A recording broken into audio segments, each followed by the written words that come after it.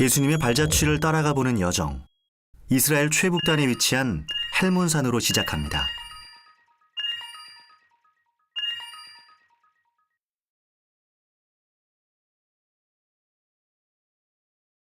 이스라엘의 지붕이라 말하는 헬몬산. 헬몬산은 이스라엘 내에서 높이도 최고, 지리적인 위치도 제일 높은 곳에 위치한 산인데요. 그 여정을 함께할 이강근 목사. 높긴 높네. 이래서 헬몬산이네. 20년이 넘는 세월을 이스라엘에서 보냈지만 헬몬산은 여전히 오르기 어렵습니다. 산 위쪽으로는 레바논과 시리아가 인접한 국경지대로 늘 긴장감이 흐르는데요. 하나님이 만드신 아름다움과 인간이 만든 욕심이 공존하는 곳입니다. 해발 2815m 헬몬산 정상입니다. 하나님께서는 말씀을 통해 이곳에 영생의 복을 약속하셨습니다.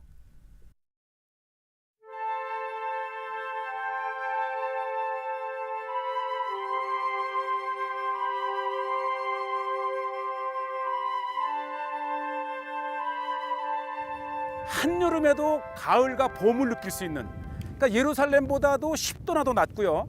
특히 요 앞에 갈릴리보다는 15도나 낮은, 그래서 이 헬몬산은 이 중동 이 인근에서 가장 높은 산입니다.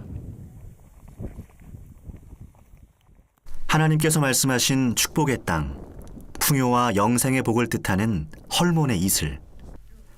그 물줄기가 내려와 도착하는 곳은 산자락 아래 위치한 지역, 바로 단입니다.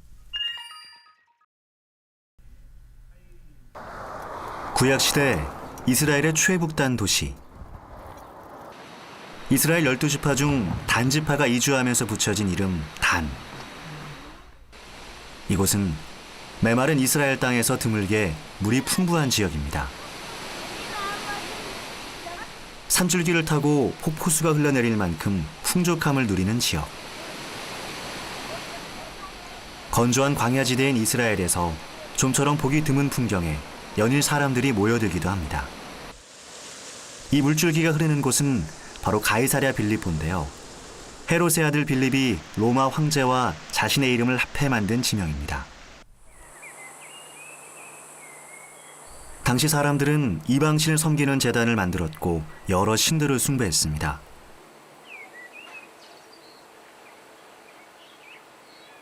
그러나 예수님과 함께 왔던 제자 베드로는 이곳에서 자신의 신앙을 고백합니다.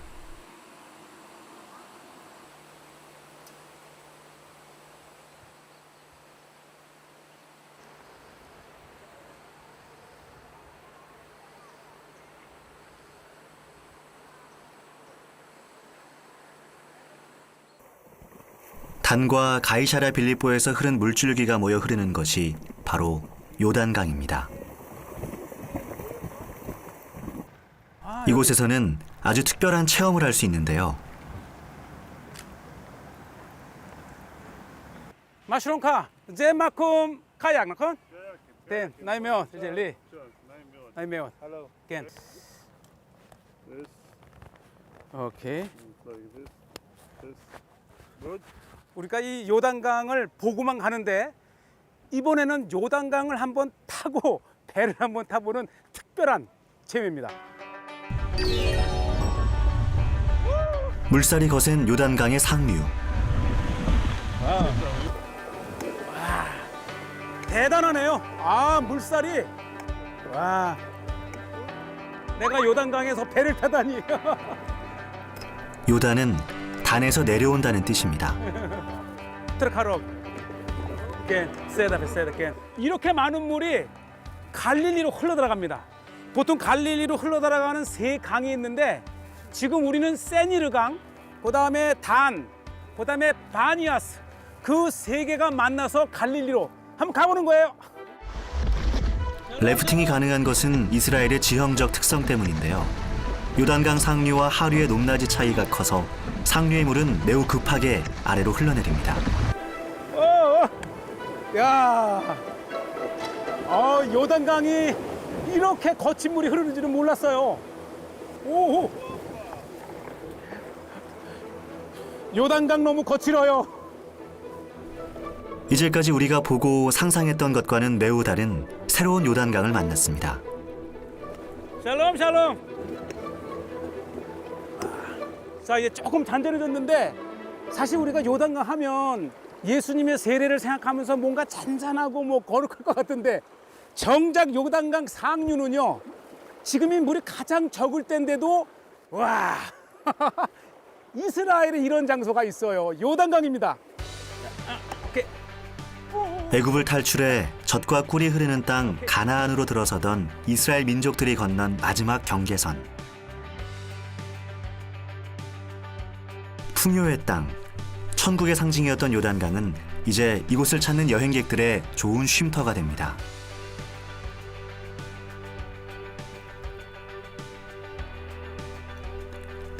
국토 대부분이 건조한 광야로 이루어진 이스라엘에 요단강은 매우 중요한 수자원입니다. 네. 국민의 60%가 이 물을 사용할 정도입니다. 마단, 제 캡. 와, 이 요단강이라고 하는 것이 이런 것은 타본 사람만이 알아요.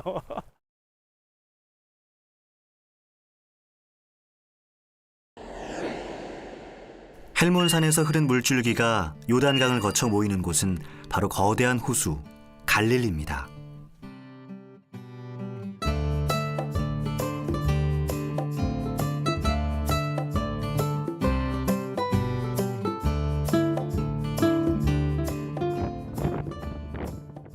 갈릴리 주변은 이방인들의 침략에 잦아 전쟁과 가난이 끊이지 않았습니다. 병자, 이방인과의 사이에서 낳은 아이들이 많아 같은 유대 민족에게도 무시를 당했는데요. 낮고 소외된 곳을 자주 찾으셨던 예수님은 공생의 기간 이 갈릴리 주변에서 수많은 말씀을 전하셨고 기적을 베푸셨습니다.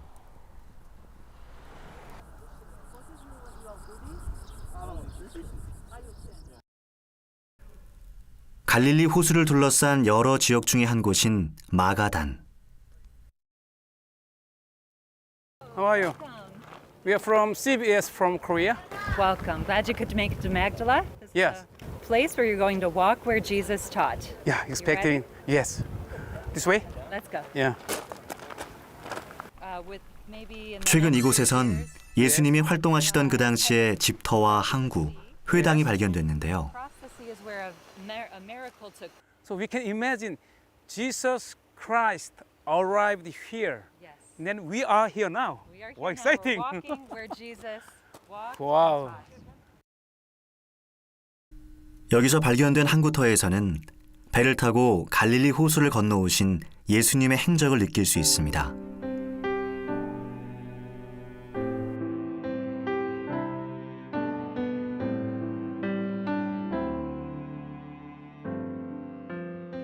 이 지역이 정말 놀라운 곳인데요. 마태복음 15장 39절에 예수님께서 배를 타시고 마가단 지역으로 가시다 했을 때에 그 마가단 지역이 바로 이 막달라 지역을 말하는 거예요. 그러니까 예수님께서 배를 타고 마가단 지역에 도착하셨다면 지금 우리가 보고 있는 이 항구를 통해서 오셨다는 것이죠. 한번 생각해 보세요. 2000년 전에 예수님이 배를 타고 내리셨던 이곳에 지금 제가 서 있는 거예요. Jewish revolt takes place. 무려 2000년 전의 모습. Jesus came there out of the port. 예수님의 발자취를 찬찬히 돌아볼 수 있는 이 유적지는 오랜 세월 땅속에서 잠들어 있다가 최근에서야 그 모습을 드러냈습니다. 이 아르벨산 이 골짜기에서 늘 홍수가 나면서 이 지역이 모래로 덮였던 거예요. 그래서 실질적으로 처음 발견했을 때에 모래가 이 정도까지 있었는데 다행히도 예수님 시대를 건너떠서 오늘 우리에게 바로 이 예수님 시대 때의 마을이 드러났다는 것입니다. So this is 집과 시장, 항구와 더불어 발견된 아주 중요한 유적은 당시 말씀을 전하던 회당입니다. and then they can find the place that they. We know on Sabbath day it was one of his practices. He would enter the synagogue and teach from the prophet scrolls or the Torah. A place where they 당시 would store the 회당은 scrolls. 하나님의 말씀을 가르치고 누구든 토론할 수 있는 곳이었습니다. Magdala Stone. Yes. 집터나 항구터와 달리 넓은 공간인 이곳을 회당으로 보게 된 이유 중 하나는 바로 화려하게 조각된 돌 테이블 때문입니다. So this is in the Holy of Holies. Holy and Holies. Yes. 와. So 2 wheels with fire. 야, 아마 이 막달라에서 가장 중요한 것이 때문에 바로 이 작은 돌로 된 책상인데 이것이 50년 내에 가장 중요한 고고학 발급 탑 5에 속한답니다. 첫째는 이 모양 자체가 예루살렘 성전을 모형으로 했을 것이다. 중요한 것은 이제 이 성전에 들어가는 문이 아마 이곳일 거라고 보면서 이 메노라를 새겨 놓은 것이고요. 그다음에 이 위에 이 원에 12개의 입이 있는데 아마 이것이 12지파를 상징했을 것이고 또 하나는 이 성소 내에 이 지성소로 들어가는 커튼을 가렸던 그것을 상징하는 것이 아닌가. 하나님의 말씀이 있는 곳 예루살렘 성을 본따 정성스럽게 새겨 넣은 문양.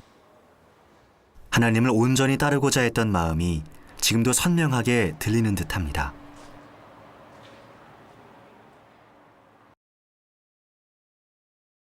총 둘레 53km, 총 면적 166제곱킬로미터에 달하는 거대한 호수 갈릴리.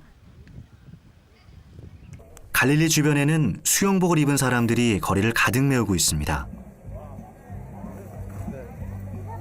수많은 인파와 각종 이벤트가 열리는 이날의 갈릴리 호수에서 가장 중요한 행사는 바로 갈릴리 호수를 가로지르는 수영대회인데요. 매년 이 대회에 참가하는 사람만 해도 10,000명이 넘습니다. 올해 64회를 맞이한 갈릴리 수영대회는 이스라엘에서 열리는 가장 큰 행사 중 하나입니다. 이 갈릴리 호수 하면 예수님 사역의 중심지잖아요. 이 갈릴리 호수에서 많은 이적을 베푸시고 또 친히 배를 타고 갈릴리를 이렇게 건네기도 하시고 그 의미 있는 곳에 이렇게 1년에 한 번 수영대회가 있습니다. 오늘 이 수영대회를 통해서 갈릴리의 몸을 담가보고 예수님은 걸으셨지만 저는 그냥 한번 수영을 해보겠습니다.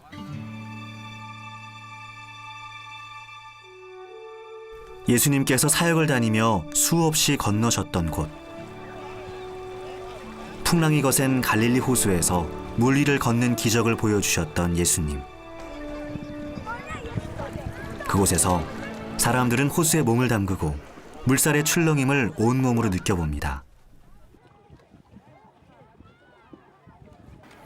한번 제가 수영을 해보겠습니다. 거센 바람과 출렁이는 물살 속에서도 흔들림이 없으셨던 예수님. 이 넓은 호수를 건너며 수많은 사람들을 살리신 그 마음을 느껴봅니다.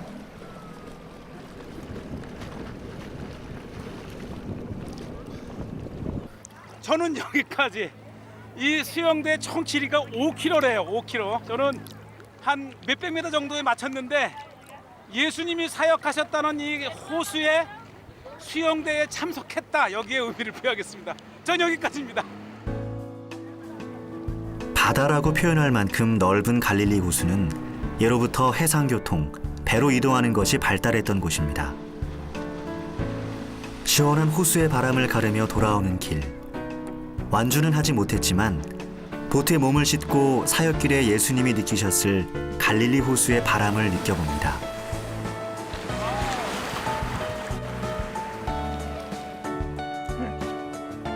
이날 모인 사람들에게 갈릴리는 호수 그 이상의 큰 의미로 남습니다.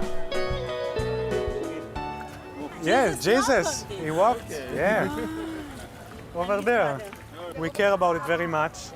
And we swim to show its importance. The important for the Christian is that Jesus was walking on the water.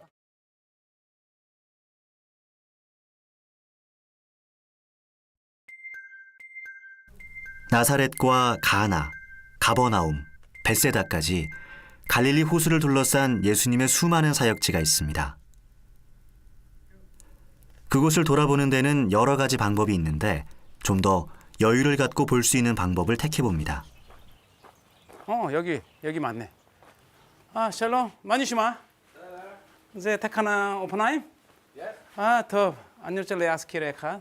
אוקיי. ומסתובב גליל. כן. יש מפה? זה המפה. חוף רותם שיזף. אה, וזה עין גב. עין גב, לפני עין גב. ופה אתה יכול לעצור ברותם שיזף. 오케이. 10 킬로? 와, 오늘 그 3 שעות. 갈릴리 호수에 남쪽의 호수를 따라서 한 20km 정도. 기대가 되는데요. 20km. 자전거 타고 20km.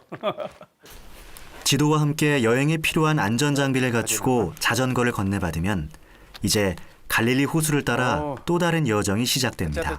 바토카 키부츠 예시 야페 나콘? 오케이. 한적한 도로를 따라 나선 길. 자전거 위에 앉아 갈릴리 호수와 하늘의 풍경을 한껏 바라봅니다.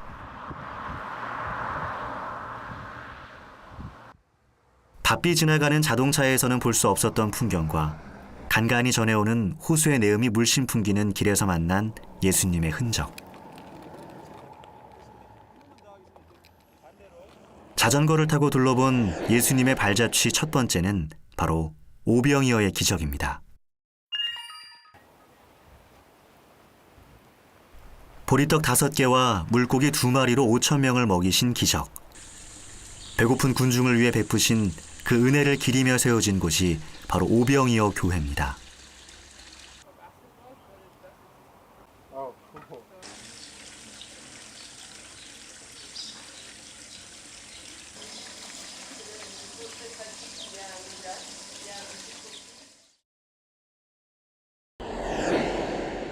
이곳에 교회가 세워진 것은 약 480년경으로 추정됩니다. 교회 내부는 서로마의 멸망 뒤 주도권을 잡았던 비잔티움 제국의 양식을 따랐습니다. 이 오병이어 교회 안에 들어오면 마치 타임머신을 타고 1500년 전으로 돌아간 것 같다는 느낌이 있어요. 아주 전형적인 갈릴리에서 유일하게 480년 주후 비잔틴 시대 때 교회를 그대로 재현해 놨습니다. 가운데 높은 지붕과 양옆에 회랑. 그래서 마치 1500년 전의 예배를 이어서 오늘 제가 이렇게 들어와서 기도하고 예배할 수 있는 그런 설레임과 감격이 있네요.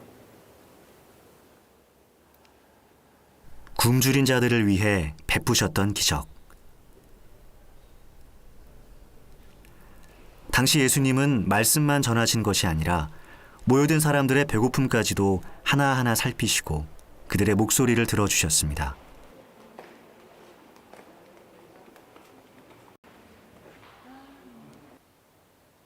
바닥에는 교회가 처음 세워졌을 때부터 있었다는 물고기 모자이크가 예수님의 행적을 전하는데요. 이 모자이크는 480년경 비잔틴 시대 때의 교회가 세워질 때에 그려졌던 바로 그 모자이크예요. 그러니까 이 모자이크 앞에 서면 480년경 이후 예배자의 숨결을 느낄 수 있는 아주 귀중한 모자이크죠. 영적인 말씀만큼 육체의 양식에 굶주렸던 사람들에게 베푸셨던 예수님의 기적. 오병이어에는 사람들을 향한 예수님의 연민이 담겨 있습니다. 오병이어 교회 외부로 나서면 처음 교회가 건립됐을 시기에 사용하던 세레터가 있습니다. 헤브론에서 가져온 돌로 만들었다는 세레터인데요.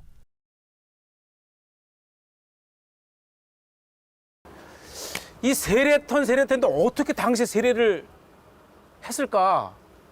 이렇게 해서 물을 이렇게 넣었을까?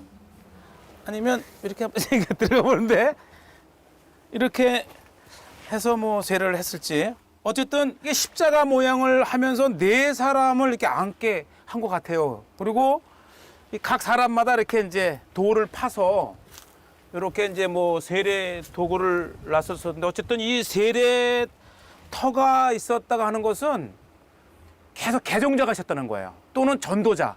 그러니까 비전시 시대 때의 모든 교회에서 이 십자가 세례터가 교회에 있다는 것은 굉장히 왕성하게 전도와 또 인근 사람들의 이 개종이 있었다고 하는 거죠. 아주 굉장히 이 성지 기독교 부흥의 한 역사를 말해주고 있습니다. 모진 기독교 박해 속에서도 말씀을 버리지 않았던 선조들의 믿음이 그 결실을 맺은 곳. 오병이어 교회를 떠나 다시 자전거에 두 발을 올려봅니다. 바람과 햇살을 벗삼아 다시 시작한 여정. 그 길에서 똑같은 마음으로 자전거 위에 짐을 싣는 여행객을 만났습니다. 여기 사람이. I'm a monk. sorry. But Ah. this is a 오랜 기간 성지 순례를 하며 예수님의 행적을 따랐다는 여행자 군터 씨. and then I go somewhere else. So how long you are on the travel now? I travel 20 years.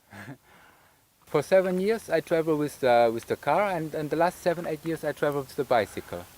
그러니까 우리가 차를 타고 갈 수 있는 모든 지역을 자기의 그 1m 1m를 가더라도 이 자기의 힘을 통해서 힘을 의지해서 다니는 진정한 순례자 같아요. 쓸쓸했던 여정에 비록 잠시지만 동행자가 생기는 행운을 만났습니다.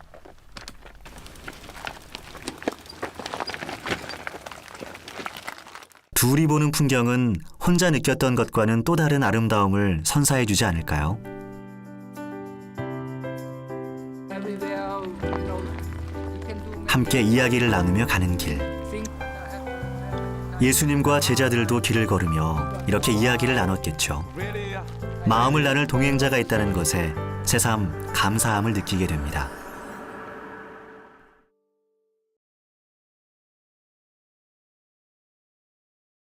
예수님의 행적을 따라간 다음 여정은 바로 팔복교회입니다.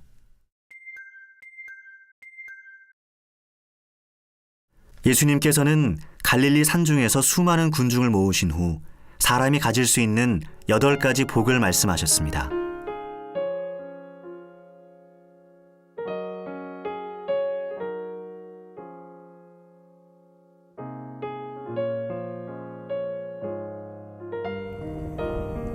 온유한 자, 의에 줄이고 목마른 자, 긍휼히 여기는 자에게 주어지는 복. 예수님의 이 말씀은 기독교 가르침의 백미로 꼽힙니다. 이 팔복교에 오게 되면 마치 2000년 전 예수님께서 우리에게 8가지의 복을 선포했던 그 음성이 들리는 듯해요. 참된 그리스도인으로 살아가는 자세를 전하신 예수님의 말씀. 팔복은 오늘을 살아가는 우리에게도 큰 울림으로 다가옵니다. 많게는 수천 명이 모이던 그 군중들에게 예수님은 갈릴리 호수를 등지고 서서 말씀을 전하셨고, 그 말씀이 호수에서 불어오는 바람을 타고 산등성에 있는 사람들에게 복음을 전달했을 것으로 추정됩니다.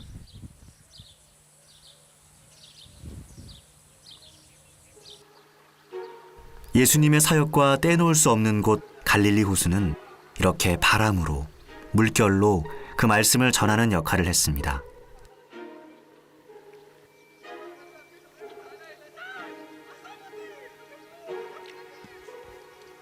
또한 갈릴리 지역은 예수님의 제자들이 살아가던 터전이기도 했습니다. 아직도 갈릴리 호수에는 고기를 잡는 어부들이 있는데요. 그 옛날 어부였던 베드로의 모습도 이렇지 않았을까요?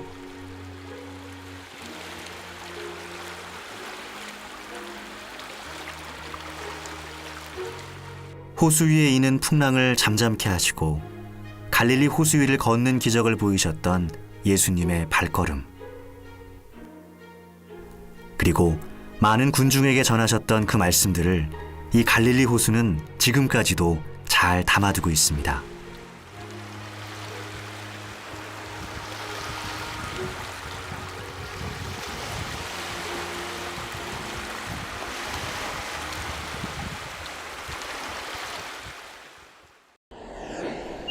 갈릴리에서 보여주신 예수님의 행적은 부활 이후에도 드러나는데요. 바로 베드로 수위권 교회입니다.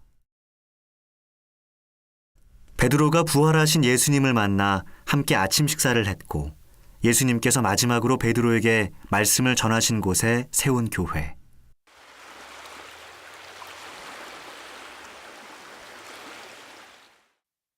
예수님을 만나기 전의 삶. 평범한 어부로 돌아갔던 베드로 앞에 부활하신 예수님은 다시 모습을 드러내셨습니다. 그리고 손수 물고기를 구워 바로 이 돌 위에 차리시고는 제자들과 함께 아침 식사를 하셨는데요. 절망에 빠져있던 베드로에게 전해진 따뜻한 한 끼와 예수님의 나지막한 음성.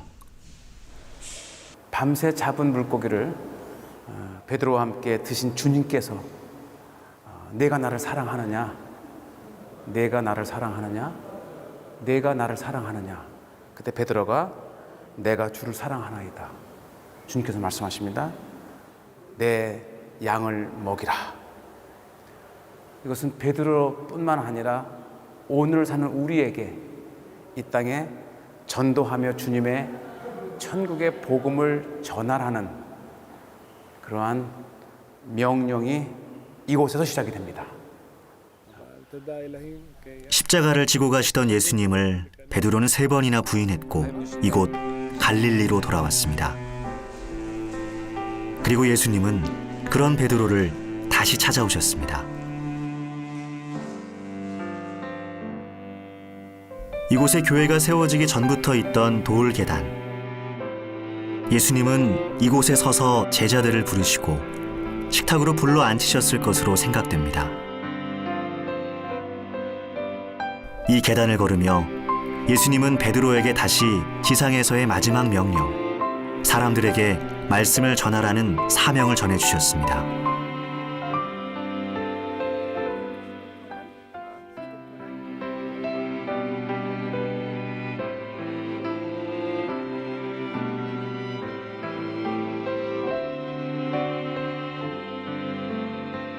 부활하신 예수님이 다시 베드로를 찾았던 것은 아마도 사람을 향한 끝없는 사랑 때문이었을 겁니다.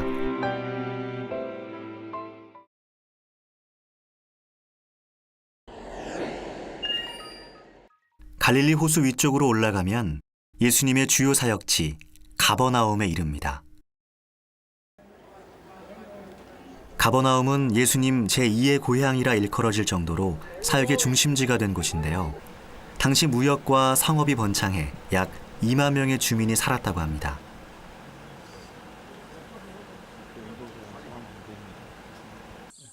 베드로의 집에서 그의 장모를 고치시고 백부장의 하인 등 수많은 병자를 고치신 기적을 보여주신 곳 가버나움.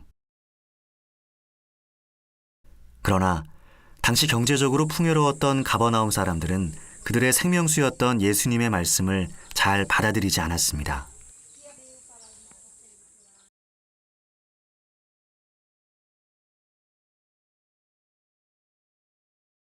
그럼에도 불구하고 예수님은 이곳 가버나움의 회당에서 수차례 말씀을 전하셨고 사람들에게 그 생명의 열매, 구원의 빛을 보여주셨습니다.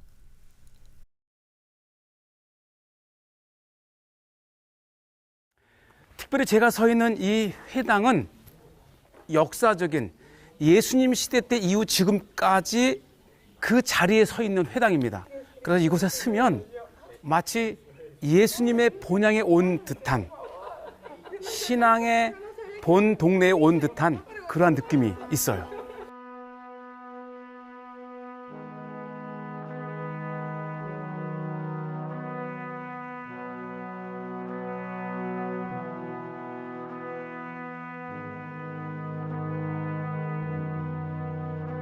많은 사람의 육신과 영혼을 고치신 곳, 이곳에서 행하신 예수님의 기적은 지금도 우리에게 말을 전합니다.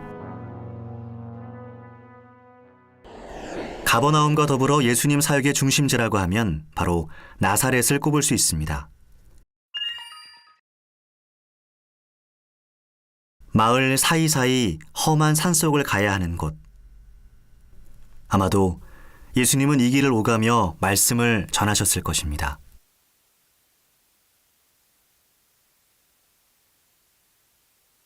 최근 이스라엘 정부는 고증을 통해서 이 두 지역을 잇는 길을 재현했는데요. 바로 가스펠 트레일입니다. 예수님의 생애에서 가장 중요한 두 동네를 꼽으라면 사역의 중심지였던 갈릴리 가버나움과 예수님의 고향 나사렛. 최근 이 두 길을 예수님이 오가셨던 길을 재현해 놓은 복음의 길 62km가 있습니다. 예수님의 복음의 길 가스펠 트레일을 저와 함께 걸어보시겠습니다.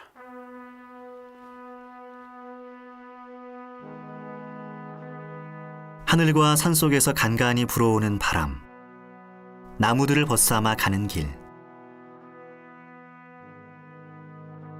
고요한 산속길이 끝없이 이어지는 곳.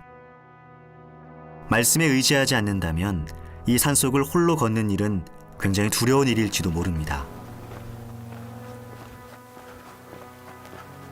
내가 사망의 음침한 골짜기로 다닐지라도 해를 두려워하지 않을 것은 주께서 나와 함께 하십니다.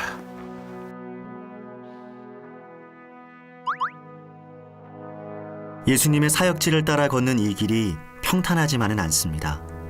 울퉁불퉁한 돌길을 지나고 나면 때론 수풀을 헤치며 나와야 하는 경우도 생기는데요. 이 힘든 길목에서 마주친 것은 바로 예수님의 고난입니다.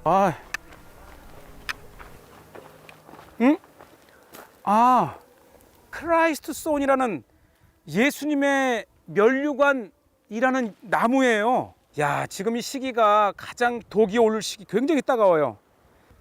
이런 거를 쓰시고 예수님께서 이 마지막 십자가의 길을 가셨다고 생각하니까 정말 마음이 굉장히 먹먹하네요.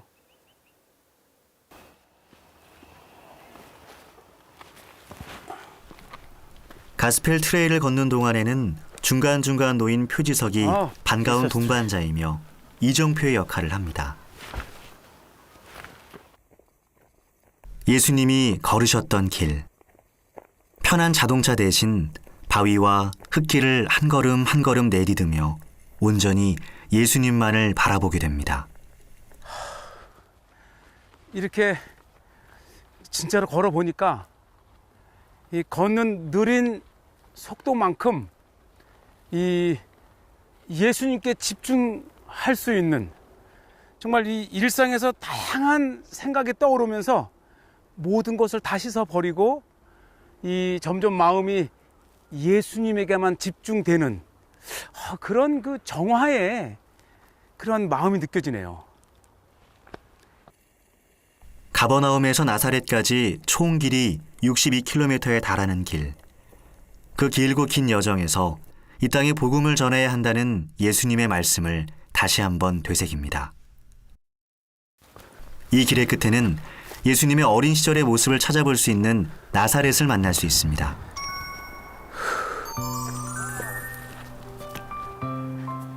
와, 드디어 나사렛에 도착을 했습니다.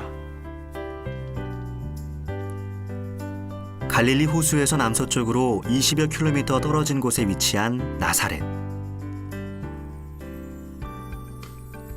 갈릴리와 사마리아의 경계를 이루는 이스라엘 평야와 그 주변도 한눈에 들어옵니다. 이 나사렛 앞산에 올라오면 우선 동쪽으로 예수님께서 변모하셨던 다볼산이 아주 가까이에서 보이고요.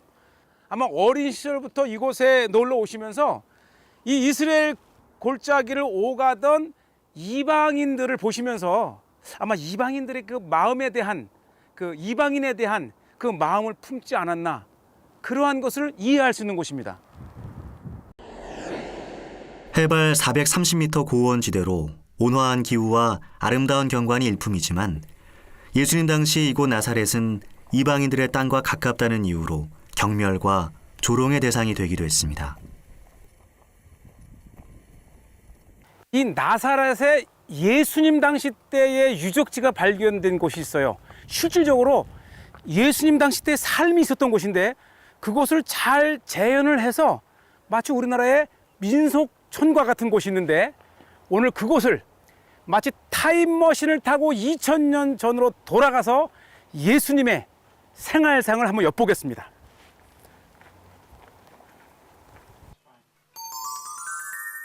예수님 당시의 사람들은 어떻게 살았을까? 나사렛 빌리지에서는 옷감지 하던 여인들의 모습과 그들의 중요한 가축이었던 나귀가 했던 일을 볼 수 있습니다.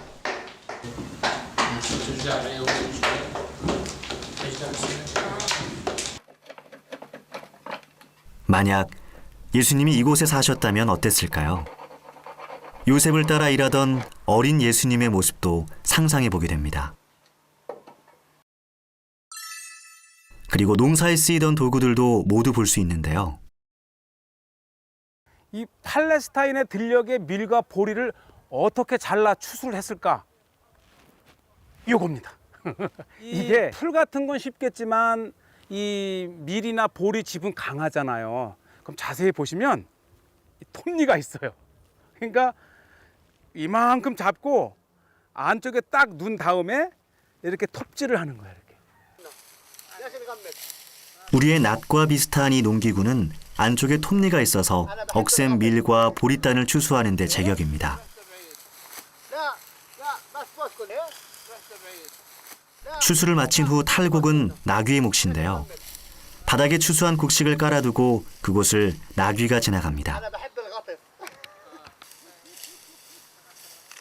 이렇게 지나간 자리의 곡식은 쭉정이와 알곡으로 분리되는데 원리는 바로 나귀가 끄는 널빤지에 있습니다.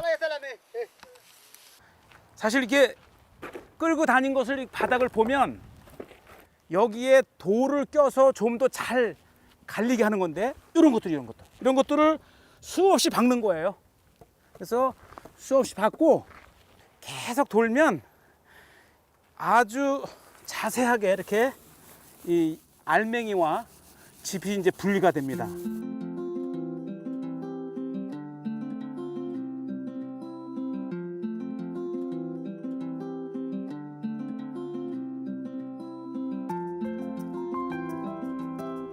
바람에 걸러낸 알곡은 다시 한번 차에 담아 손으로 흔들어 내리는 과정을 거친 후 비로소 우리가 먹을 수 있는 양식이 됩니다.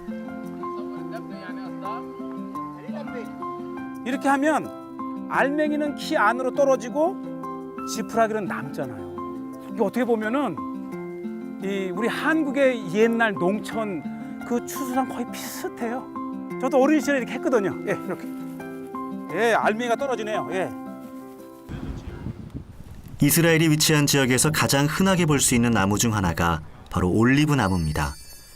성경 속 감람나무 열매로 표현된 올리브는 먹기도 하고 화장품 대용이 되기도 하고 등잔불을 밝히는 연료가 되기도 하는데요. Yes, yes, And a factory. small baby in the corner over here. Yeah. So we pick the olives off of the trees in October and November. Yes. We put them in the stone basin right here. Ah, yes. Today I found one olive. That's right. This is very heavy. That's right. Wow, it's more than a Very few heavy. tons. Yeah. About 600 or 700 kilos. 사람의 힘으로는 도저히 움직일 것 같지가 않은데요.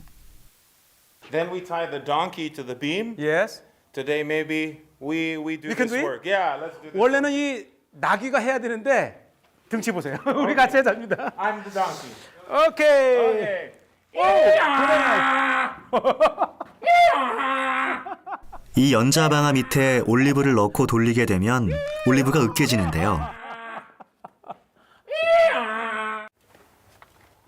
으깬 올리브는 이곳으로 옮겨 기름을 짜게 됩니다. We take the full basket. 아, 여기에다 충분히 올리브를 넣고 Right. And we bring it to the press apparatus. 아, 이게 이제 압축기구나. That's right. 올리브를 망에 넣고 돌의 무게를 이용해 꾹 눌러주게 되면 기름이 아래로 떨어지게 됩니다. 사실 이 돌들이 매달려 놓는 돌들이에요. 그러니까 이제 어느 정도 쌓아놓은 다음에 하나, 둘, 셋. 그러니까 점점 무게를 높여가면서 꾹꾹 짜는 거죠. 그러니까 가장 처음에 돌로 자연적으로 짜지는 게 버진 오일. 열매를 압착해 짜낸 올리브 오일은 그 쓰임새에 맞게 분류해서 식용으로 쓰는 순도 높은 오일과 일반 연료용으로 나누게 됩니다. 제일 먼저 짜낸 순도 높은 버진 올리브 오일은 먹기도 하지만 실질적으로는 성전의 기름용으로, 성전의 등불용으로 드린다고 합니다. 1세기경 사람들의 생활에서도 종교는 매우 중요했고 마을마다 교육과 토론을 하는 회당이 있었는데요. These all appear in Jesus' teachings. 와. Jesus talks about right 나사렛 빌리지 안에도 당시 회당을 그대로 재현해 놓았습니다. Yes, this is a synagogue, 회당. Yes. 와. And it's a completely unique building. 1세기 건축 양식을 그대로 적용한 회당은 천장 옆에 환기구를 내어 공기 순환을 시켰고 회당 안에 7개의 기둥을 배치했습니다. 예수님 시대 때의 회당을 지금 보고 계신데 이 모양과 특히 재료를 그때 당시를 썼다 그럽니다. 예수님 당시 때의 재료, 즉 진흙과 그다음에 나무 탄 재 그리고 라임이라고 하는 세 개를 버무려서 만들었는데 야, 어쩌면 똑같이 이 콘크리트 바닥처럼 아마 이렇게 된 이제 회당에 들어와서 이게 예수님 시대 때의 회당에서 두루마리 경전입니다.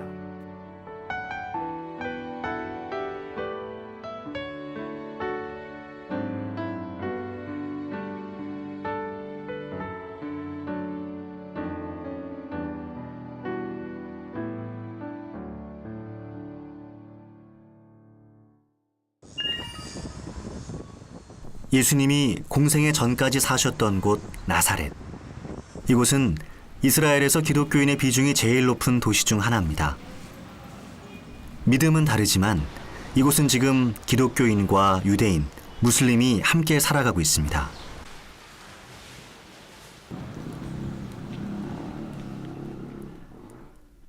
나사렛의 오래된 모습을 간직한 올드시티엔 손때 묻은 건물들이 예전 모습 그대로 그 자리를 지키고 있습니다. 오래된 상점들도 많고 목공소도 있고 이 거리를 걷다 보면 정말 오래된 나사렛의 옛 모습을 발견할 수 있는데 사실 이 건물만 해도 수백 년 된 건물인데 이거 보세요. 이 석가래를 보면 이게 아주 오래된 제가 보기에는 수백 년 된 이 나사렛의 모습들을 보는데 바로 이 집이 목공소예요. 아마 오늘 우리에게 은혜가 있다면 예수님이 그 2000년 전 아버지 요셉을 도우면서 일을 했던 그 옛 모습을 한번 볼 수 있을 거예요. 한번 들어가 볼까요? 사바켈. 공생애를 시작하시기 전 예수님은 요셉을 따라 목수가 되었습니다. 목공소 주인 아저씨가 정말 후덕해. 그래서인지 나사렛에서는 대를 이어 이 일을 하는 오래된 목공소가 아주 많이 있습니다.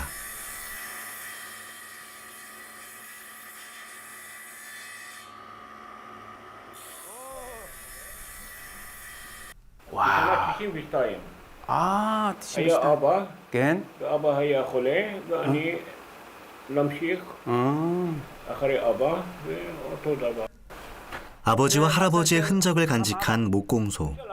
야, 그러니까 100년 전서부터 아버지가 사용하던 그 도구들 창고인데 아버지 생각 많이 나겠죠. 걔나 우와. 이르시는 창고 안에서 아주 오래된 듯한 도구 하나를 꺼내어 보여줍니다. 그러니까 아버지 때 지금 깊은 창고에서 아주 예전에 아버지가 쓰던 걸 하나 꺼내 나왔는데 바로 이곳이 이제 전기가 없었을 때는 아버지는 다 이런 걸로 선수하셨대요. 그래서 지금은 자기는 야,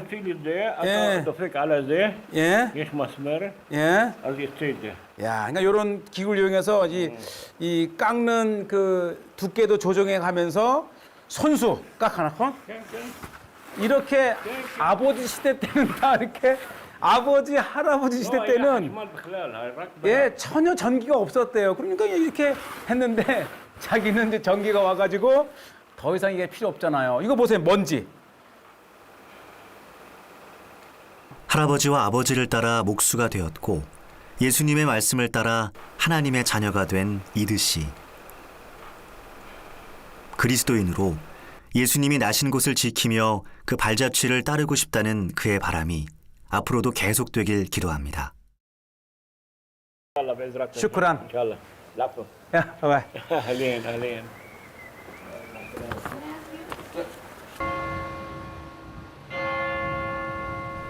나사렛은 마리아가 천사로부터 예수님의 탄생, 수태를 고지받은 곳입니다.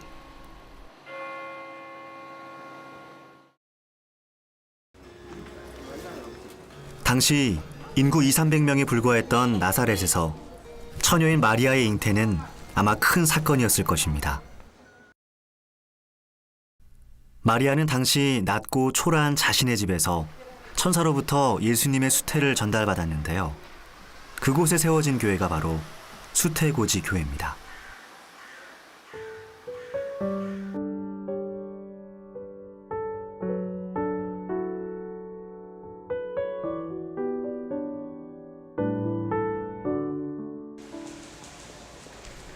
당시 율법에 의하면 처녀의 잉태는 돌에 맞아 죽을 수도 있는 아주 끔찍한 일이었습니다. 목숨을 걸어야 했던 일에 마리아는 그 모든 두려움을 내려놓고 하나님 말씀 앞에 순종했습니다.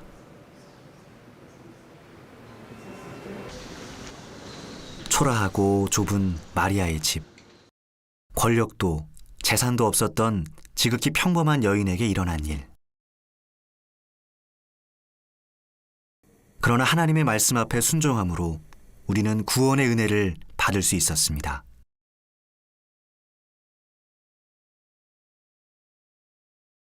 수많은 기적과 말씀을 전하며 굶주린 자들에게 따뜻한 영과 육의 양식을 전하신 예수님.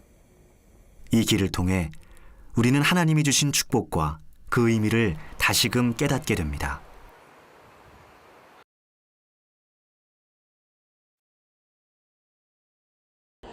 약 22,000제곱킬로미터, 한반도의 10분의 1에 이르는 땅 이스라엘.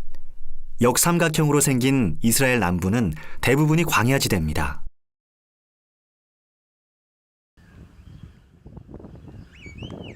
이스라엘은 국토의 약 60%가 광야로 이루어져 있습니다. 애굽을 탈출한 모세와 이스라엘 백성들이 무려 40년을 기거하며 하나님이 약속하신 땅 가나안을 갈망하던 곳. 그리고 예수님의 간절한 기도가 이어졌던 곳이기도 합니다.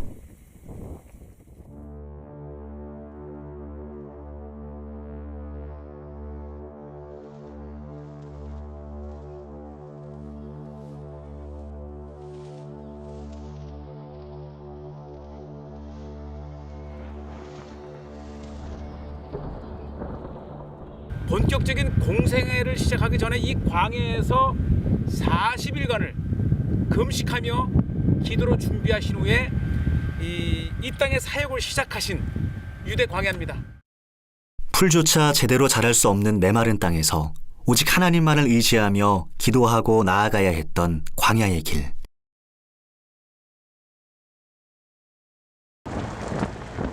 고난과 절실함을 가졌던 이스라엘 백성에게 하나님은 약속하신 가나안을 보여주셨습니다. 험하디 험한 길을 건너며 두려움과 간절함으로 기도했던 사람들과 그 기도를 들으셨던 하나님. 끝없이 펼쳐진 광활한 지대를 보며 이 땅에서 오직 하나님만을 바라보길 원하셨던 그 마음을 되새겨봅니다.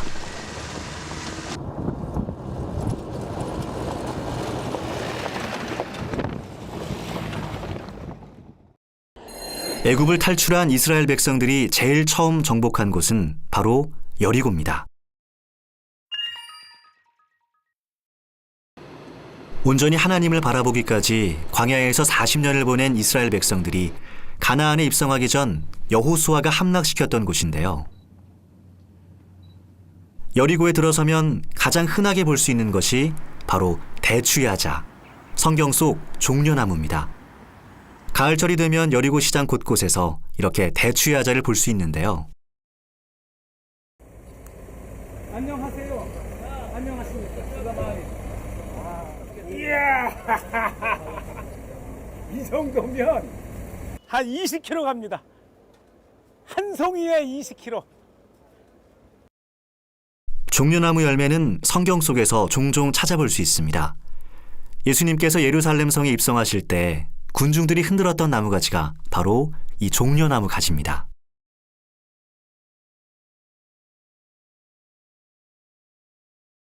이 종려나무는 신약과 구약을 통틀어서 이 성지의 가장 대표적인 식물이고 영화, 글로리아를 상징합니다.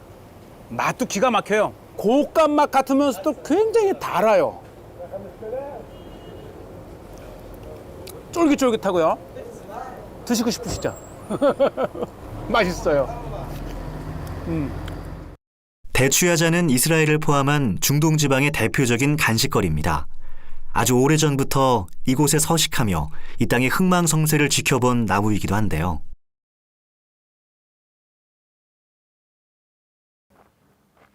여리고는 고고학적으로 매우 큰 가치를 지니는 곳입니다. 여리고의 도시가 세워진 것은 무려 7,000년 전으로 추정되는데요. 세계에서 가장 오래된 도시가 바로 여리고입니다.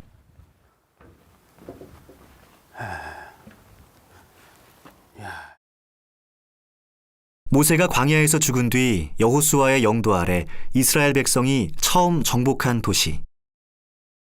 여리고는 당시 매우 강성한 도시였지만 여호수아의 나팔에 무너졌습니다.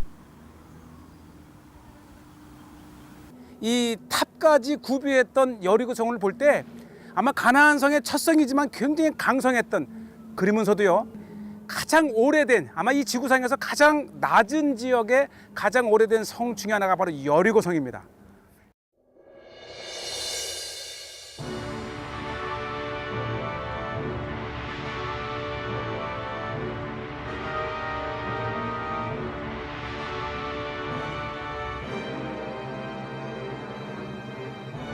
이스라엘의 오래된 도시 대부분은 마을이 무너지면 그 위에 또 집을 짓습니다. 여리고 역시 켜켜이 쌓이고 쌓여 지금은 예전보다 높은 지형을 갖게 됐는데요. 그러니까 지금 제가 서 있는 곳보다 적어도 2-3천 년 전에 오리지널 이 여리고 성의 그 사람이 살던 바닥은 지금보다도 20-30m 밑에 있었습니다. 그러니까 제가 지금 떠 있는 거예요. 강성했던 도시 여리고를 나팔 소리로 무너뜨릴 수 있었던 것. 그것은 바로 칼보다 강한 믿음이었습니다. 여리고에서 얼마 떨어지지 않은 곳, 그곳에는 세상에서 가장 낮은 바다 사해가 있습니다.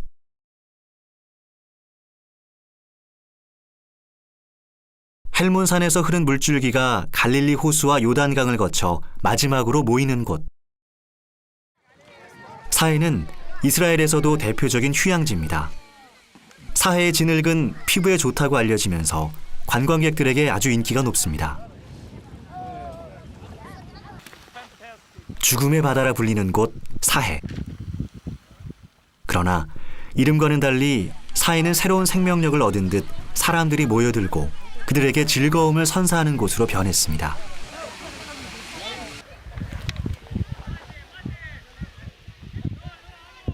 Wonderful feeling. It's just like floating. Very good. Okay. It's an amazing feeling. Okay. Seeing all these places. 가장 낮은 곳에 위치해 모든 사람들을 물 위로 떠받치는 곳 사해. 이 사해가 뜬다는 건 알았지만은 저까지 뜰 줄은 몰랐어요. 야. 사람들이 물 위로 뜰 수 있는 이유는 이곳의 염도가 매우 높기 때문입니다. 바닷물의 소금기, 염도가 무려 300%를 넘나드는 곳. 사해에서는 마치 염전처럼 바다 여기저기서 소금 결정을 찾아볼 수 있습니다.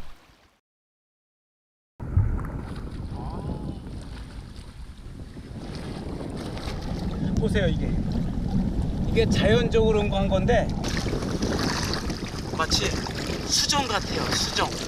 사해 바다의 수정.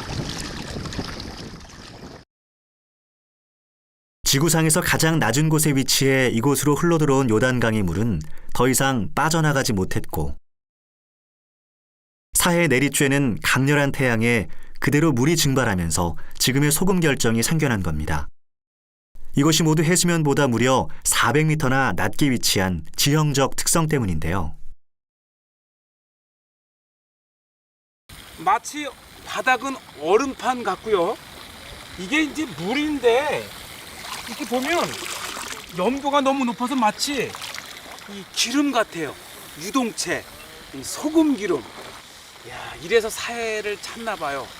이 물만 좋은 게 아니고 이게 마이너스 400 훨씬 미치다 보니까 이 산소, 이 숨 쉬는 게 굉장히 편안합니다. 마치 이 산소 마스크를 쓰고 있는 것처럼 너무 편안하고 그냥 이것 자체가 필링이 드는 것 같아요. 그 옛날 에스겔 선지자가 말했던 바닷물의 생명력이 되살아남을 이곳 사해에서 느낄 수 있습니다.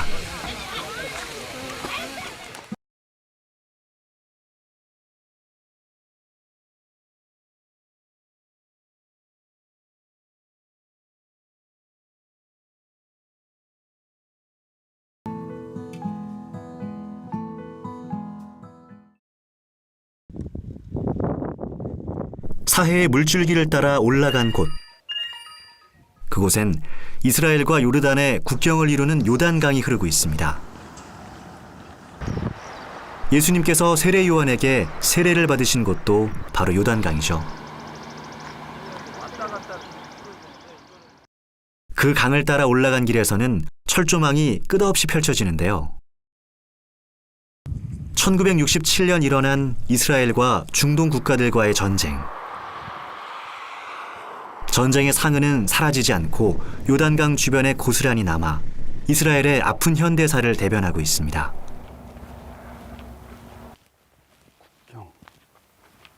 참 굉장히 삼엄하네요, 국경이. 갈릴리에서 사해까지 100수십 킬로에 이르는 이 요단강 자체가 이스라엘과 요르단의 국경입니다. 그래서 자세히 건너편을 보면 요단강 건너 요르단 쪽은 굉장히 비옥해요. 농사도 많이 짓고 수많은 마을들이 있지만 이 이스라엘 쪽에는 황무지예요. 마을 하나 볼 수 없는. 그래서 이 여리고에서 갈릴리를 오가실 때에 예수님이 이스라엘 쪽보다는 아마 저 건너편 요르단 쪽을 통해서 오가셨을 것이다. 눈물이 마를 새 없는 요단강을 예수님은 우리를 위해, 인류의 구원을 위해 수없이 오가셨습니다.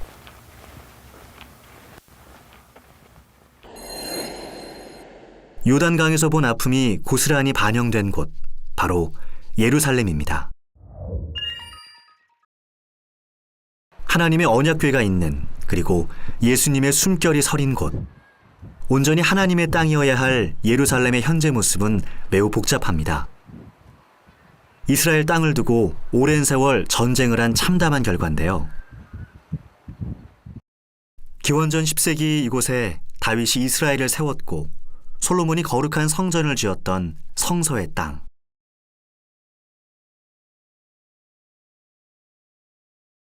예수 그리스도께서 실제로 호흡하셨던 복음의 땅.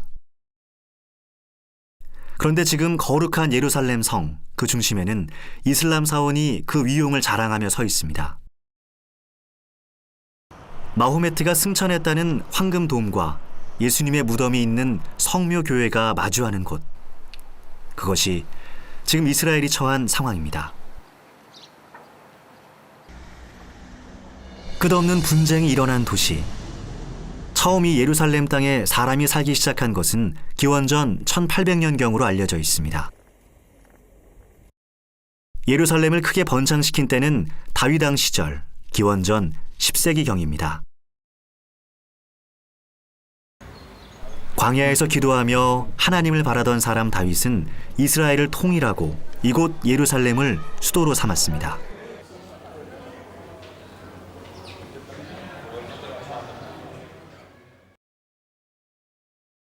시온산에서 시작된 예루살렘. 다윗 성터 망대에서는 성경 속 예루살렘의 모습이 한눈에 들어옵니다. 저는 지금 다윗 도시의 망대에 올라와 있고요. 제가 보는 저 건너편 산이 감람산, 그리고 그 맞은편에 예루살렘 성이 이렇게 있습니다. 예루살렘 성은 이제 솔로몬이 성전을 지으면서 시작된 이제 성이고, 감람산과 성 사이에 흐르는 골짜기가 기도론 골짜기입니다. 다윗은 예루살렘을 수도로 정한 뒤 이곳에 자신의 집을 지은 것으로 추정됩니다. 당시 건축 형태로 보아 권력자 다윗의 집은 성벽 가장 위에 있었을 겁니다.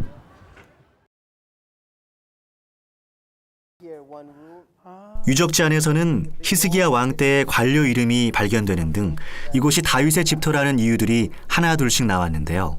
그중 하나가 바로 기둥에 새겨져 있던 독특한 문양입니다.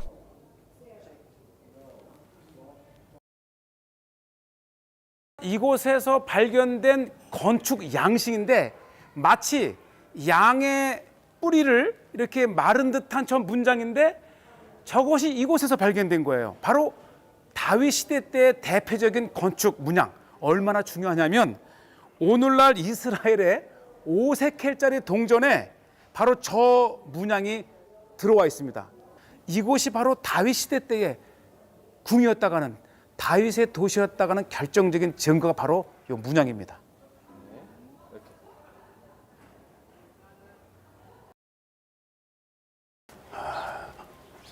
기원전 10세기경 지은 다윗 도시의 성벽과 집들. 다윗은 왜 이곳을 수도로 정했을까요? 이곳은 예루살렘 땅 중에서도 최초로 사람이 살기 시작한 곳으로 알려져 있습니다. 그 이유는 바로 메마른 땅, 이스라엘의 지형적 특성과 관련이 있습니다.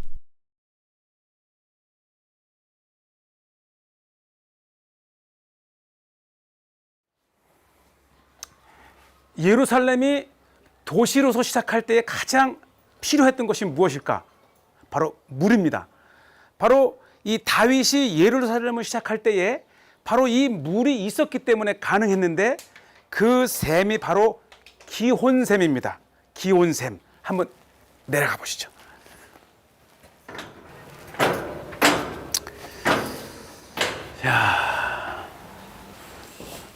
기온샘에서 깨끗한 물을 공급받을 수 있었던 다윗의 성터 아래에는 깊고 복잡한 수로가 있습니다.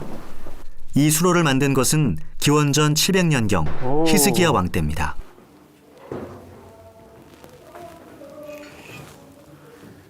바로 이 밑에 기온샘이 있습니다. 이렇게 비밀의 수갱을 파서 밖에 기온샘은 막아버리고 이 안쪽에서 비밀리에 물을 계속해서 퍼올려서 예루살렘으로 공급을 해준 거죠. 그때 그 다윗이 바로 예루살렘을 점령했던 수구가 바로 이 수갱이 아닌가 이렇게 생각을 합니다.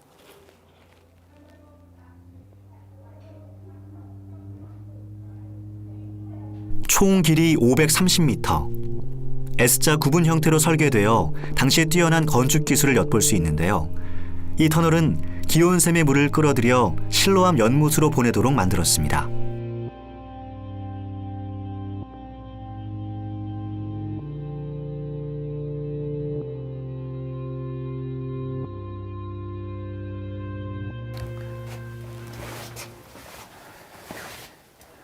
이 기온샘물이 실로암으로 가는 터널이 2개가 있는데 아마 지금 제가 가는 이 길은 잘 알려지지 않은 거예요. 터널 내부는 2갈래 길로 나뉘는데요. 이 두 길이 만나 도착하는 곳은 바로 실로암 연못입니다. 자, 기온섬을 출발해서 533m를 긴 물 터널을 따라서 나오면 이렇게 실로암에 도착하죠. 보냄을 받은 자라는 뜻의 연못 실로암. 당시 예루살렘에 있던 2개의 연못 중 하나인데요. 자, 바로 이것이 이 기온샘에서 솟아나온 물이 이 533m의 히스기야 터널을 통해서 이렇게 나옵니다. 길고 어두운 터널을 지나 마주한 밝은 빛. 소경의 눈을 뜨게 하신 예수님의 기적이 있었던 곳이기도 한데요. 예수님만을 바라본 그 믿음이 만든 기적입니다.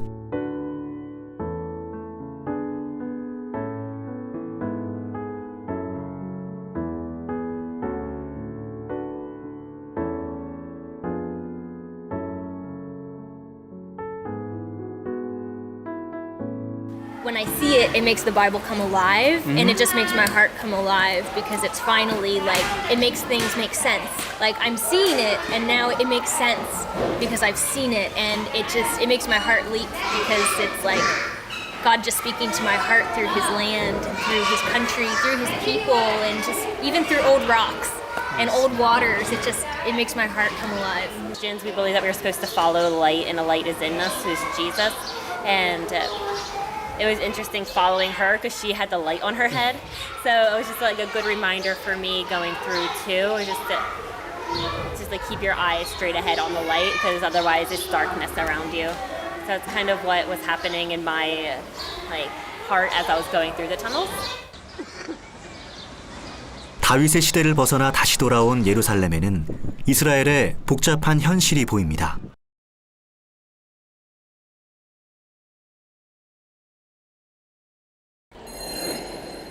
우리는 이제 예루살렘을 떠나 팔레스타인 거주 지역인 베들레헴으로 떠나려 합니다. 베들레헴. 오케이, 베들레헴. 슬람 알레. 베들레헴? 베찰레? 베들레헴으로 가는 버스 안. 대중교통이라고는 하지만 누구나 다 탈 수 있는 버스는 아닙니다. 이 예루살렘을 벗어나서 베들레헴으로 가거나 여리고로 가거나 세겜으로 갈 때는 통제를 하지 않지만 반대로 이들 지역에서 이스라엘 예루살렘 지역으로 오는 차들은 철저히 검사하는 거야. 그래서 일반 팔레스타인 사람들이 들어오지 못하게. 예루살렘에서 불과 차로 30분 거리인 베들레헴. 매우 가까운 거리지만 누군가에게는 결코 가깝지 않은 곳입니다. 예수님이 탄생하신 그 영광의 땅은 지금 팔레스타인 자치구로 거대한 장벽 속에 갇혀 있습니다.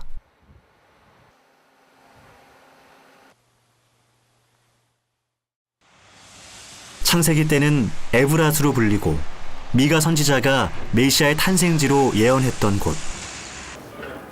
빵의 집이라는 뜻의 베들레헴에는 여전히 예수님의 향기가 남아 있습니다. 올드 시티의 오리지널 거리. 그래서 아마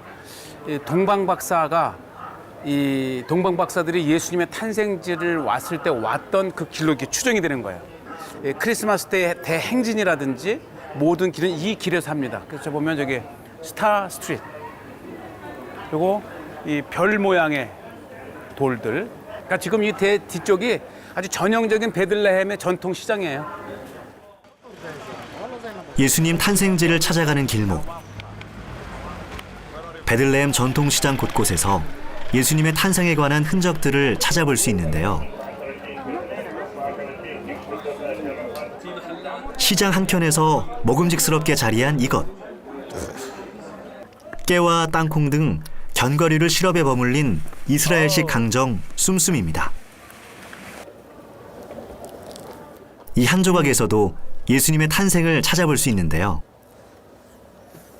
씀씀은 특히 성탄절에 먹는 거래요. 성탄절에 겨울에 춥잖아요. 그러면 딱딱하면 정말 한국의 엿기랑 비슷하잖아요. 성탄절에 먹는 씀씀. 베들레헴에서 성탄절에 먹는 스페셜 음식이랍니다. 씀씀. 거리를 가득 메운 상인들과 물건을 사는 사람들 사이로 오가는 정은 한국이나 이스라엘이나 마찬가지인가 봅니다. 차가 고장이 났대요. 브랜드는 VM인데. 우리의 시장처럼 이곳 베들레헴 시장 안에도 없는 게 없습니다. 낯선 사람들과 낯선 문화. 그곳을 돌아보며 갖는 소소한 즐거움 중에 하나가 바로 무언가를 찾아낼 때입니다. 요게 쥐엄 열매예요. 쥐엄 열매. 쥐엄 열매 하게 되면 탕자가 먹을 것이 없어서 쥐엄 열매를 먹었다 하지만 진짜 이스라엘에서는 이 쥐엄 열매가 굉장히 달콤한 간식이에요. 그래서 이렇게 이제 뭐 이렇게 뭐를 먹을 때에 심심풀이를 먹는. 굶주린 탕자의 허기를 면하게 해주었던 쥐엄 열매. 시장 안에는 성경 속 음식들을 여럿 볼 수 있습니다. 아주 중요한 게 또 하나 있는데 바로 이게 우슬초가루입니다. 성경에 이 부정한 동물을 만났거나 시체를 만났을 때에 우슬초로 나를 정케하소서 할 때 이게 우슬초인데 이 우슬초를 빻아서 이렇게 양념으로 먹습니다. 정결을 상징했던 우슬초 옆으로는 야곱과 에서의 이야기에 빠지지 않는 팥죽 재료가 있습니다.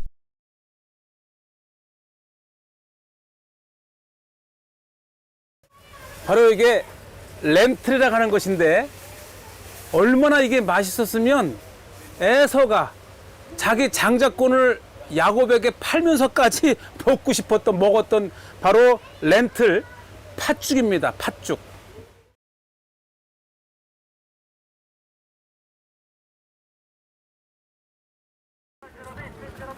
시장 골목 사이사이로 풍겨오는 고소한 냄새를 따라온 곳에선 빵의 도시답게 먹음직스러운 빵이 보기 좋게 진열되어 있습니다.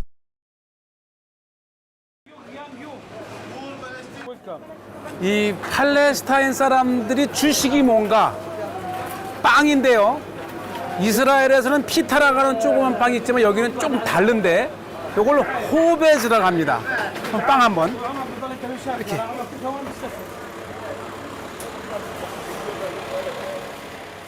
마치 인도의 난, 피자의 도우처럼 넓고 납작한 베들레헴의 빵 호베즈. 제가 표시를 한번 해서 구워 볼게요. 이렇게 구멍을 좀 뚫고, 이게 밀가루 굉장히 부드러운데, 이야, 이 자고를 정말 자고를 구워가지고, 에? 우리로 치면 맥반석 구이쯤 될까요? 뜨겁게 달궈진 자갈의 열기로 반죽은 2바퀴를 돌고 나오니 어느새 완성된 모습입니다. 모양이 좀 이쁘진 않지만 그래서 제가 구웠다는 데 의미가 있어요.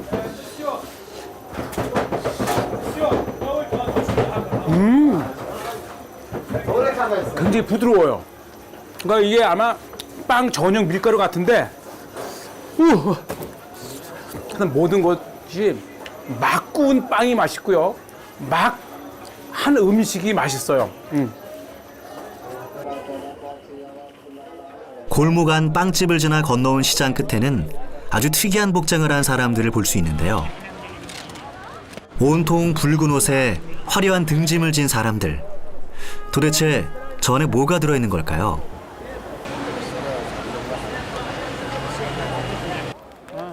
궁금할 때는 일단 주문부터 해봅니다. 화려한 등짐 속에서 나온 것은 붉은 액체. 색만큼 따르는 기술도 화려합니다.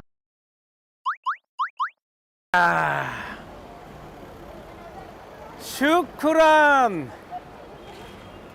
이야. 과연 그 맛은 어떨까요?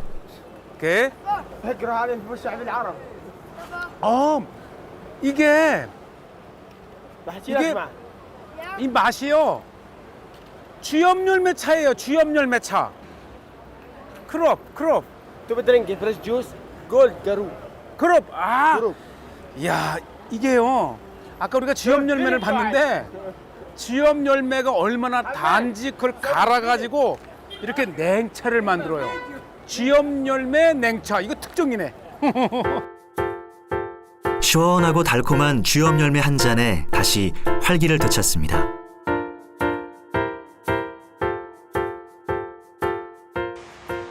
베들레헴에 온 대부분의 여행자들이 찾아가는 곳.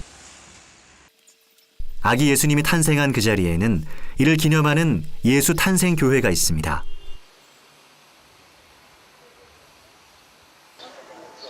교회 안으로 들어가기 위해서는 이렇게 비좁은 문을 통과해야 합니다.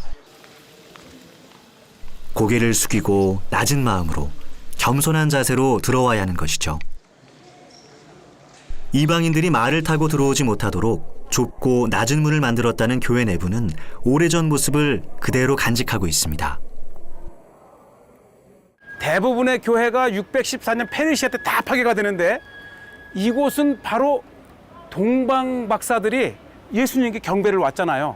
근데 이 동방 박사가 페르시아에서 왔대요. 그래서 이 파괴를 하려던 페르시아 병사가 우와 막 나와가지고 아니 우리의 그 조상들의 그림이 있다는 거예요. 알고 보니까 베들레헴을 찾아왔던 동방 박사 복장이 페르시아 복장. 동방 박사들의 그 그림으로 인해서 유일하게 파괴를 면한 교회가 바로 베들레헴 탄생교회입니다. 화려한 과거의 모습을 고스란히 갖고 있는 교회 내부.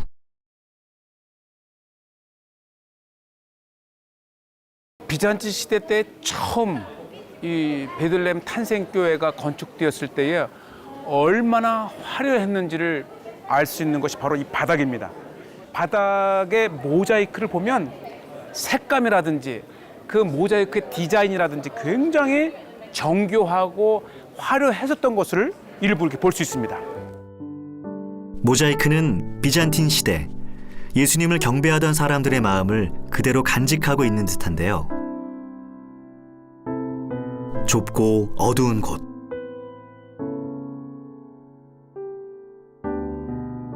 계단을 내려가면 예수님의 탄생을 마주하게 됩니다. 인류의 구원을 위해 이 땅에 오셨지만 이 누추한 곳에서 인간의 몸으로 태어나신 구세주. 이 땅의 구원자, 메시아로 오셨지만 가장 낮은 모습으로 사셔야 했던 예수님의 그 모습이 구원의 축복, 그 무게를 다시 깨닫게 합니다.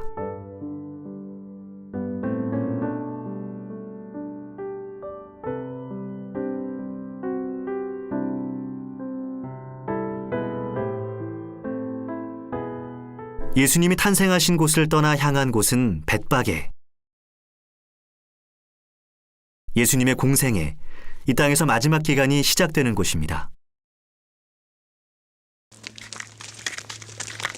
예루살렘에서 10분 거리에 위치한 곳.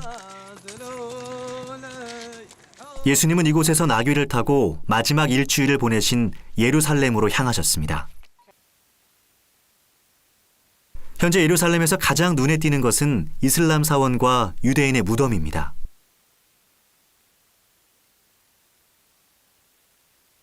예수님 시대 때는 로마로 인해서 또 현재는 이스라엘과 팔레스타인의 분쟁으로 인해서 예루살렘은 끊임없이 분쟁을 이은 슬픔의 도시입니다.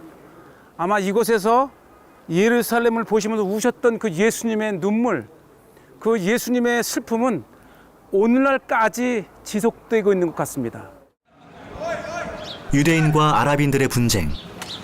예루살렘 안에서 하루에도 몇 번씩 이런 크고 작은 싸움과 마주합니다. 이 땅의 평화를 원하셨던 예수님의 말씀은 언제쯤 빛을 발할까요?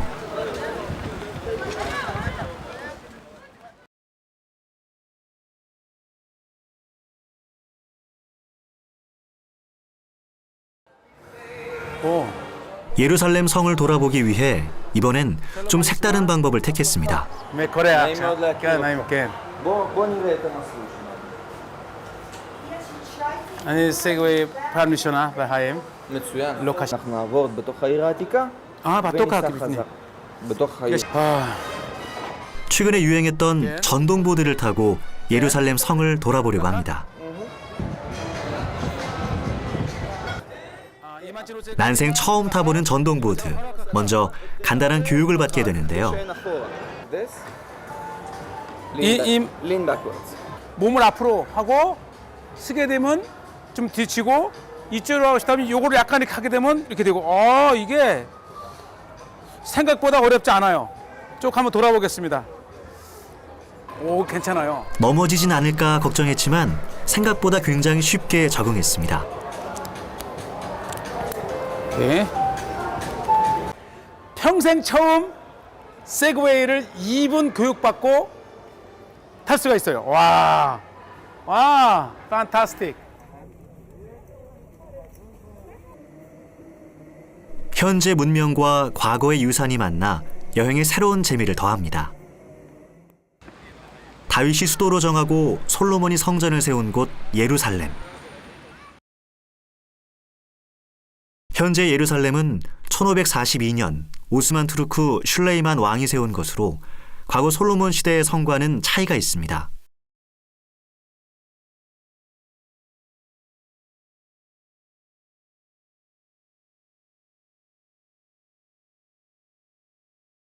성 안으로 들어가는 문 중 사람들이 가장 많이 드나드는 곳은 다메섹 문입니다. 제 뒤에 서 있는 다메섹 문, 예루살렘 성을 둘러싸고 있는 8개의 문 중에서 가장 특이하고 아름답습니다. 그래서 모든 순례객들이 다메섹 문에 서면 드디어 순례를 시작하고 여행을 온 기분을 가장 느끼기 편한 곳이 바로 다메섹 문입니다. 성문을 통과해 동쪽 끝으로 가면 거대한 광장, 통곡의 벽이 나옵니다. 그곳에서 유대인들에게 매우 특별한 의식, 바르미츠바가 진행됩니다.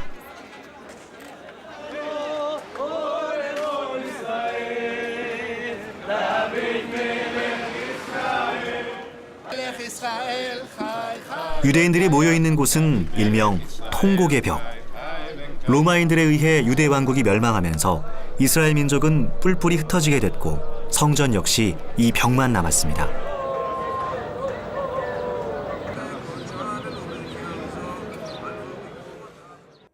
터전을 잃은 유대인이 이곳에 와서 슬피 울어 이 벽을 통곡의 벽이라 부릅니다.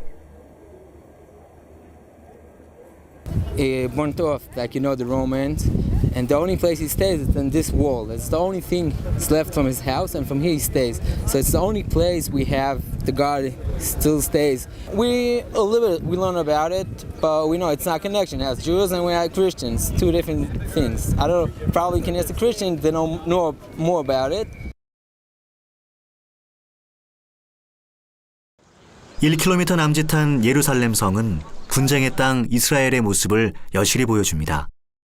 오랜 다툼 끝에 예루살렘 성은 유엔의 중재로 기독교, 유대교, 이슬람과 아르메니아인 구역 등 총 4개 구역으로 나뉘었습니다.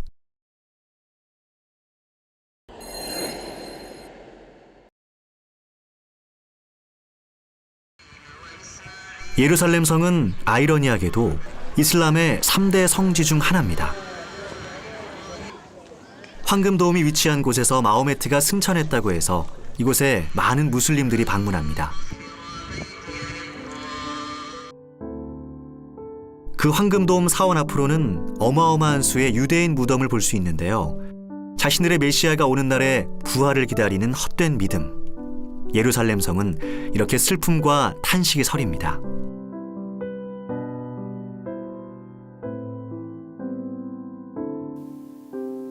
예수님의 마지막 일주일도 지금처럼 혼란스럽고 서로를 비난하는 상황이었습니다.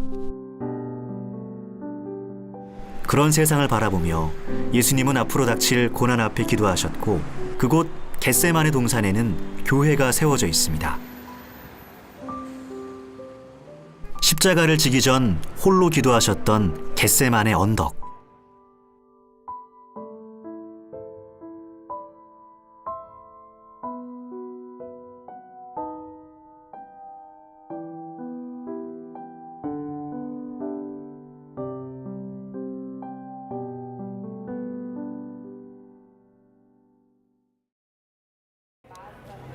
예수님의 그 기도가 드려진 것을 기념하여 세워진 겟세마네 교회. 처음 이곳에 교회가 세워진 것은 4세기 말. 전쟁과 지진으로 폐허가 된 곳에 여러 국가의 성금으로 오늘날의 모습을 갖췄습니다. 예수님이 겟세마네 동산에서 기도하셨던 깊은 밤. 그날을 상징하는 듯 어두운 교회 내부에서는 기도와 찬양이 끊이지 않습니다.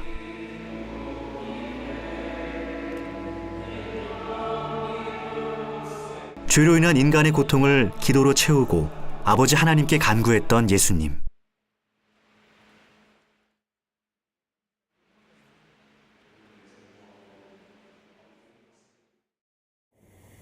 겟세마네 기도 후 예수님은 로마 군인에게 붙잡혀 십자가를 지셨습니다. 예수님이 걸으셨던 십자가의 길. 예루살렘에는 그날의 흔적들이 여전히 남아 있습니다. 우리의 죄를 위하여 십자가를 지셨고 죽임을 당하셨던 일. 에케 호모교회는 그날의 일을 기억하고 있습니다.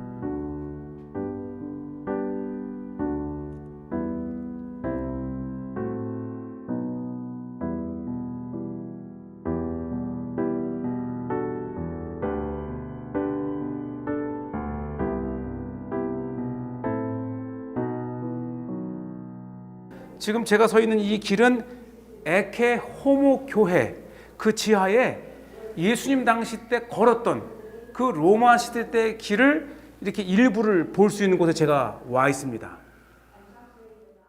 로마 군인들은 예수님께 침을 뱉으며 희롱했지만 예수님은 그저 묵묵히 십자가의 길을 걸으셨습니다.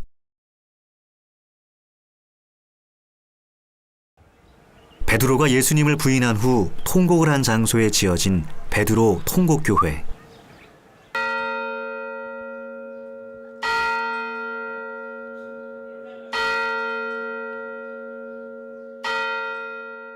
베드로는 예수님을 떠나지 않겠다고 호언장담했지만 사람들의 비난에 무려 3번이나 예수님을 부인했습니다.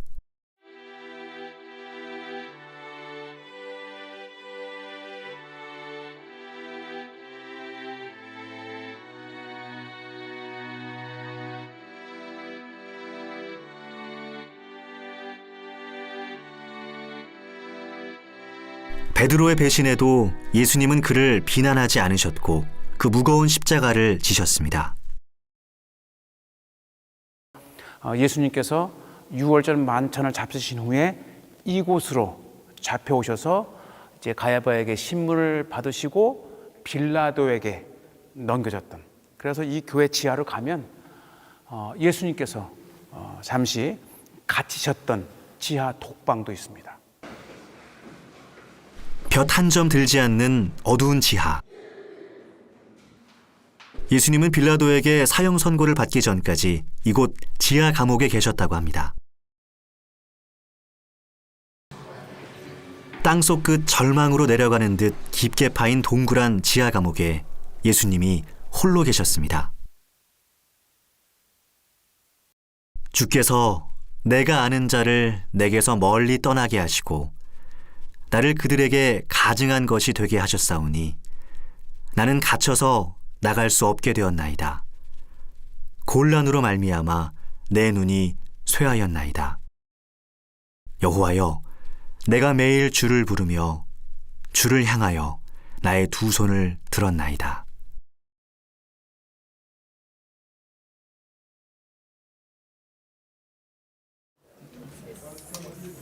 When you sit in that place where we all get that feeling of loneliness and hurt. The night before he was crucified, he was in that prison where he was standing there.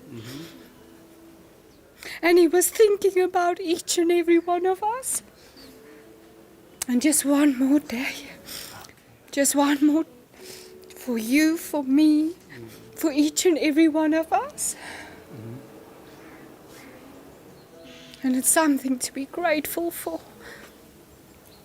Because if it wasn't for Yeshua, we don't have hope. We don't have life.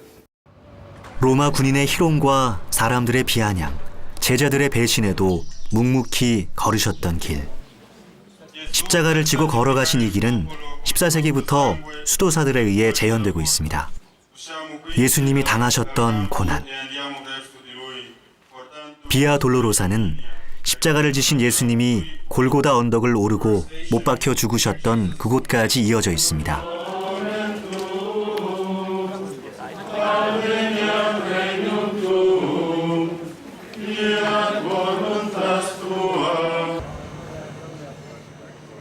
십자가의 길은 예수님이 고난받으셨던 길을 따라 총 14개 지점으로 나뉘는데요.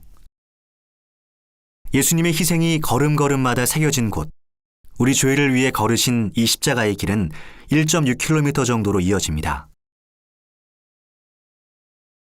길을 걷다 보면 예수님이 십자가를 지고 가다 처음 쓰러진 곳, 십자가를 진 예수님을 보며 슬퍼하던 어머니 마리아를 위로하던 장소가 나옵니다. 인류의 죄를 짊어지신 예수님, 그 무거운 짐을 지고 오르셨던 예수님은 이곳에서 손을 짚어 잠시 숨을 고르셨습니다.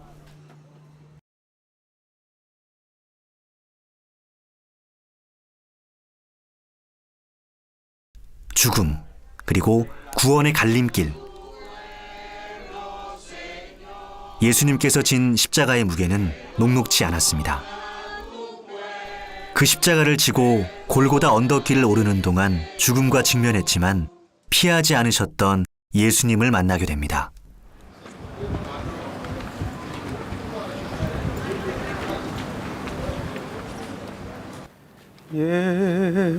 예수여, 예수여. 십자가를 지고 걷는 그 가운데서도 예수님은 사람을 보듬으셨습니다. 예루살렘의 딸들아, 나를 위하여 울지 말고 너희와 너희 자녀를 위하여 울라. 죄인 받으소서. 십자가에 달려 돌아가신 예수님의 무덤이 있는 곳.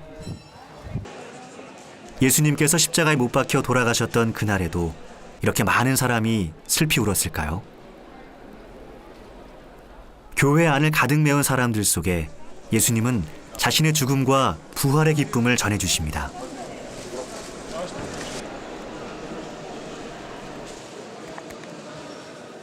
예수님을 무덤에 안치하기 전 기름을 부었던 돌 앞에서 사람들은 입을 맞추며 그날의 슬픔과 마주합니다.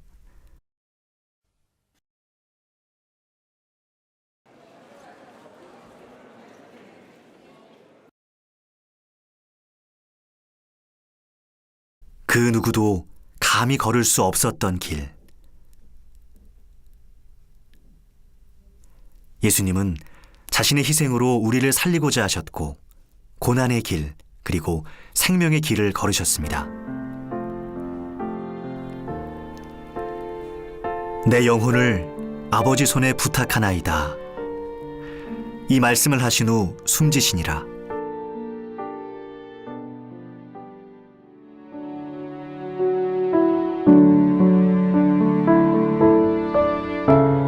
군중들로부터 받았던 모멸감, 수치심, 그리고 점점 다가오는 죽음. 인간으로는 감당할 수 없는 이 십자가의 길을 예수님은 묵묵히 걸으셨습니다.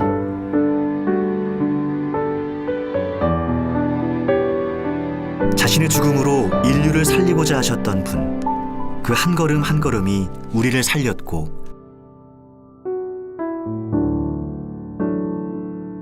그로 인해 오늘도 우리는 이 땅에서 하나님의 축복을 받으며 살아가고 있습니다.